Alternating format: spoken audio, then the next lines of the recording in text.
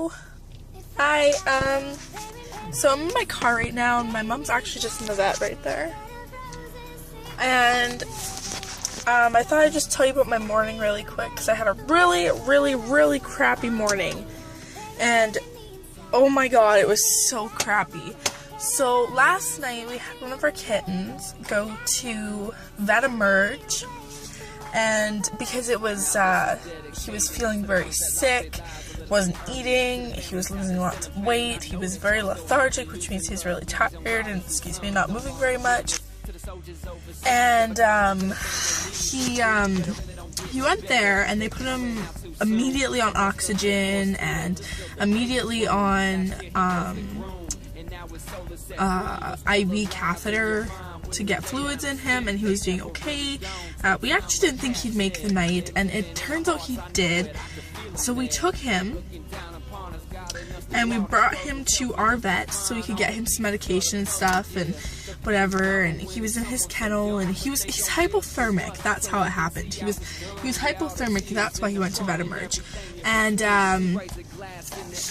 which means he was very cold, and we don't know why he was cold, but he was just really cold, and you could feel it, like you touched his nose, or you touched his ears, and they were just, like, ice cold. So, he, was brought back here, and, we put him in the kennel, and settled him in, and put him on some oxygen, and took him off after a while, and all that, and he got a burst of energy, so I decided to kind of mix some of his special food, wet food, with some warm water, and put a syringe in it, or put some of it in a syringe for him, and try to force feed him just to see maybe if that would help him at all, and it didn't, unfortunately, but he did have lots of energy, and then he just crashed again, and he was just lifeless and floppy, and me and my mom have dealt with so many kittens that have died over the last year that is so crazy, but we know the difference between a dying cat and a sick cat. You can tell when they're dying because their mouth opens and they get this grin on their face, and their face starts getting more sunken in, and it's just not pretty, right? And so he was just sitting there, and we were holding him, and this one was we were really emotional, just because this one had already been saved from death's door already, and it's just really sad. And this one and his brother were the only two left from that batch out of 4. The other ones had passed away, and so we actually had to end up putting him to sleep today because he just wasn't getting any better, and we knew that he was going to die eventually, and we didn't want him to suffer in the end because, we don't want to prolong his death, and he was trying to fight so hard, and we felt so bad. So me and my mom went, and we were all upset, and we did some running around, and they called us and said that they had done an autopsy, and that's basically when you go inside and cut them open and just kind of go and look and see what you can find.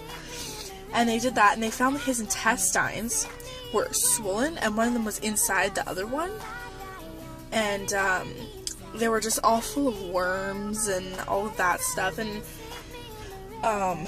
we're thinking that is why, because he wasn't pooping very much, and there was no worms or anything in his poop or anything. He wasn't puking. He was just losing weight.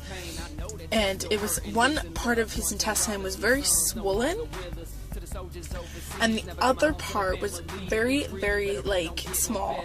And I can actually post a picture at the end of this video, which I will show you, and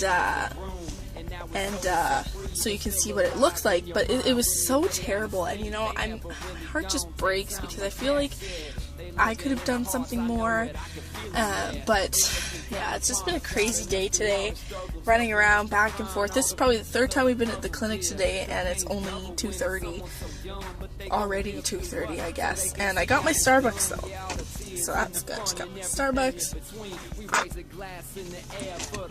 I took the lid off it because, when we have all this cat stuff in the back of our vehicle.